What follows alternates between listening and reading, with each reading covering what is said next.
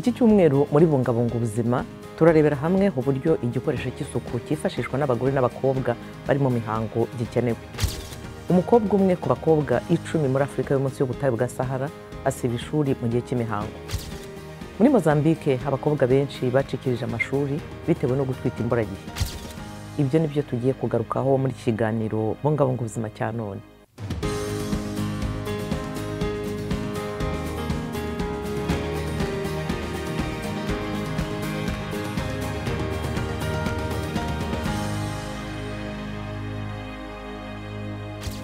Ndabasuhuje mwese kandi bahaye ikaze mu kiganiro bungabunga ubuzima. Eugenia Mukankusi.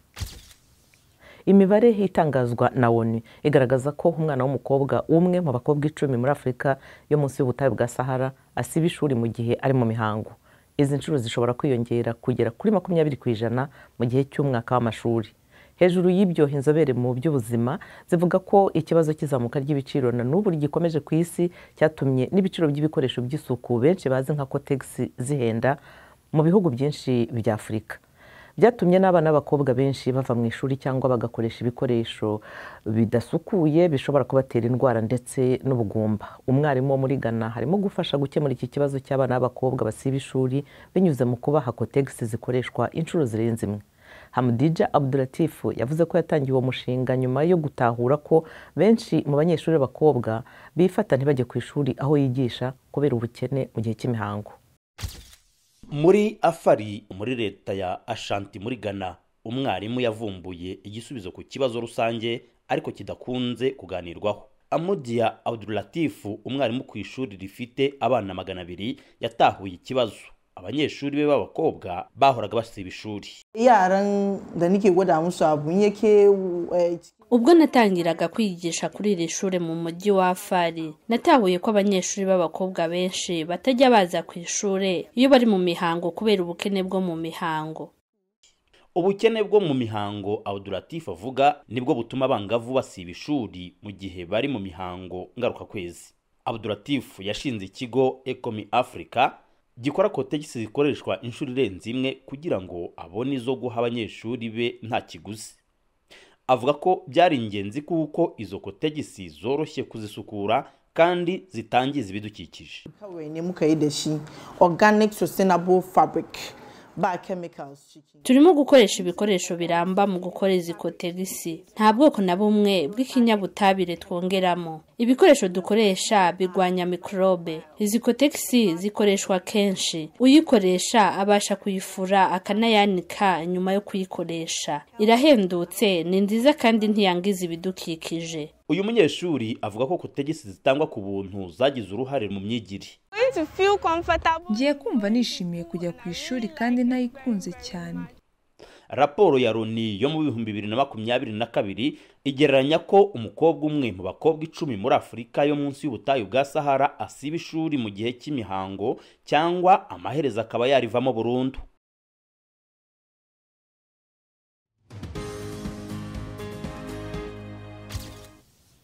Muganga Asma'u Mozawu Mohamed ni inzobere mu kuvura indwara z'abagore Abuja muri Nigeria, arasobanura byinshi ku kamaro ko kubona cotex zitarimo ibinyabutabire ku bana b'abakobwa. Chemicals in whatever form are harmful to the body.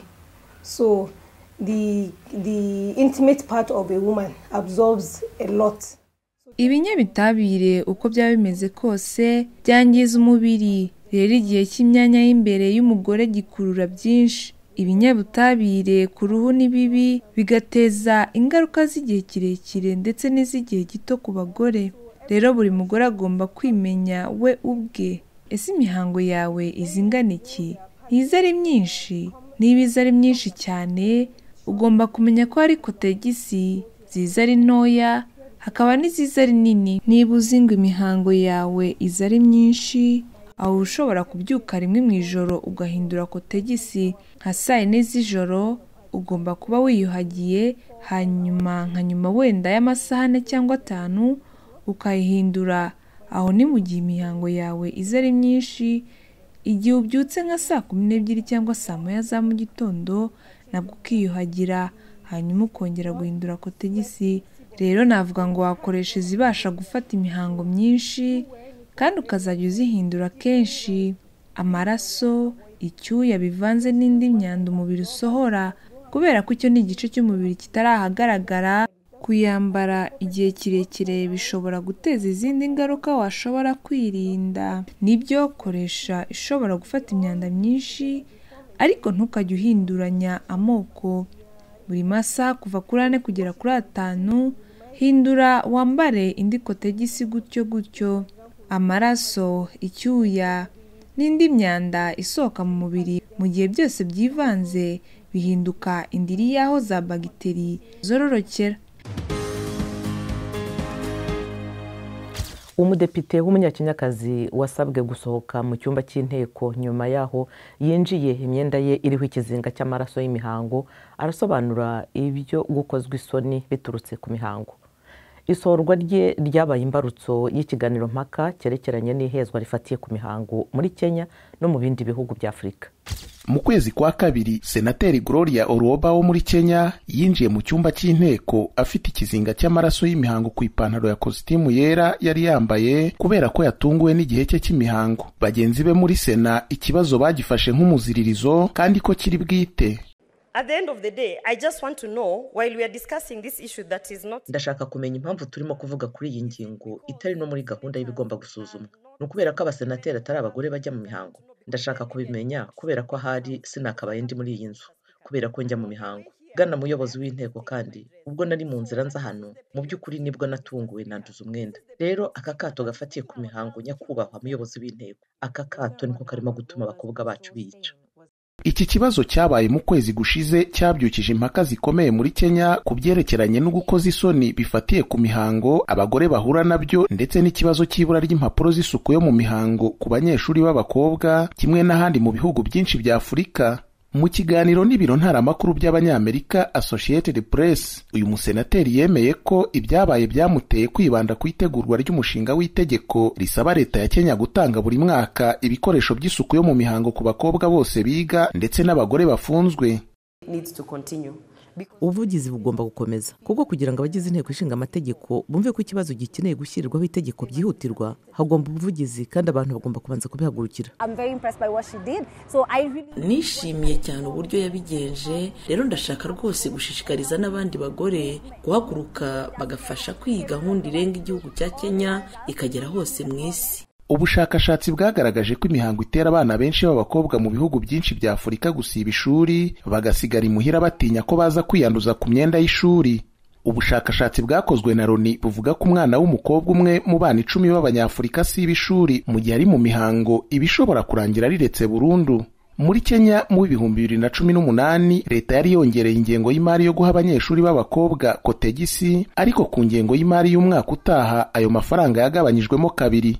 Ubu Madamu Oroba ahamagarwa kuri telefone n'imiryango ishaka gutanga ibikoresho by'isuku yo mu mihango ku bakene, irimo n'uruganda rwo mu Bwongereza rushaka kubaka utumashini dutanga kotegisi mu bwiherero rusange. Mu myaka ya vuba aha, muri Kenya hatangiye gukorwa ibikoresho by'isuku yo mu mihango bikoreshwa inshuro irenze imwe nka kotegisi zifurwa n'udukombe duto dufata imihango tuzwi nka silicone cups. Ariko kandi ibura ry'amazi yo gusukura izo kotegisi zikoreshwa inshuro irenze imwe, cyane cyane ku batuye mu bice by'icyaro, byatumye bamwe batitabira gukoresha ubwo buryo.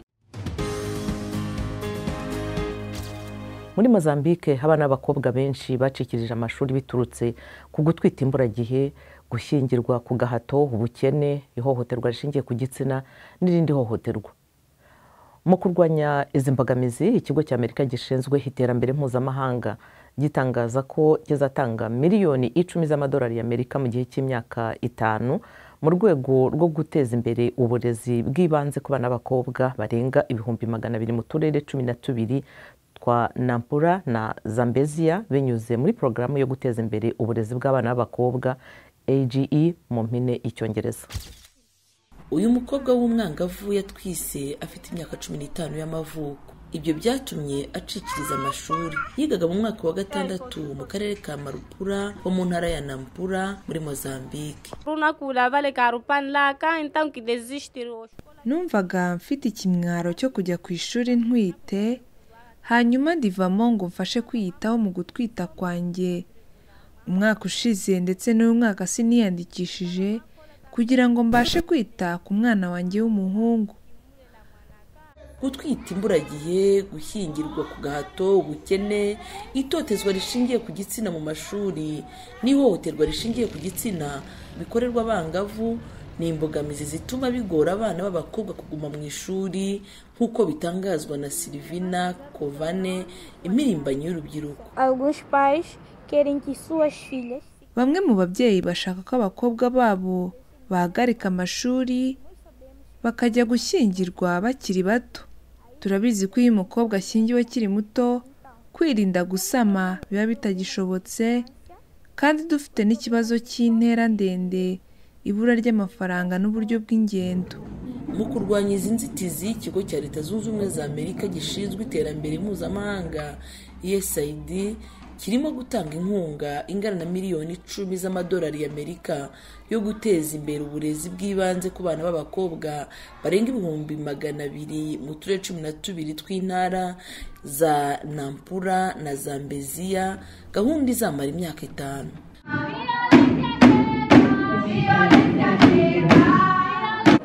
Uma educação básica é importante. Uburezi bw'ibanze ni ingenzi ku iterambere rya buri muryango muri Mozambike ndetse no ku isi yose. Uburinganire no kugira uruhare mu burezi bishobora guha abakobwa imbaraga zo kugira uruhare mu kwiteza imbere mu by'ubukungu. Ni gahunda igamije kongera umubare w'abana b'abakobwa basoza icyiciro cy'uburezi bw'ibanze. Iyi porogaramu irahuriza hamwe umuhate wa leta wo kurwanya gucikiza amashuri mu bana b'abakobwa, ikibazo kigenda gitera impungenge nk'uko bitangazwa na Bwana Manuel Bazo, minisitiri wungirije w'uburezi n'iterambere ry'abantu muri Mozambike.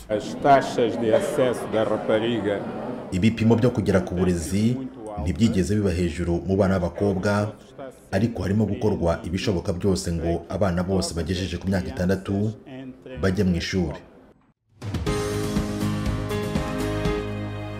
Ishami rishya ry'ubuvuzi rirakoresha uburyo bwo kurema ahantu hashya mu buryo bw'amashusho mu gufasha abarwayi guhangana n'ububabare budakira, mu kubavura umuhangayiko, yewe rirafasha no mu kubyara. Nk'uko umunyamakuru Mike O'Sullivan uri Los Angeles abigarukaho muri iyi nkuru, ubu buryo bw'ubuvuzi buhuriza hamwe ikoranabuhanga rigezweho ubu ndetse n'ubuhanga bumaze igihe buriho bwo guhuriza hamwe intekerezo buzwi nka meditation.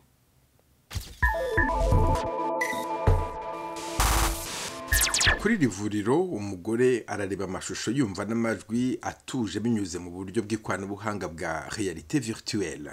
Gukoresha ubuhanga bwo kwiherera no guhuriza hamwe intekerezo meditation bumeze nk'ubw'abihaye Imana baba Buddhiste cyangwa se imigirire y'umwiherero wo kuzirikana ya bamwe mu bakirisitu bitanga ituze.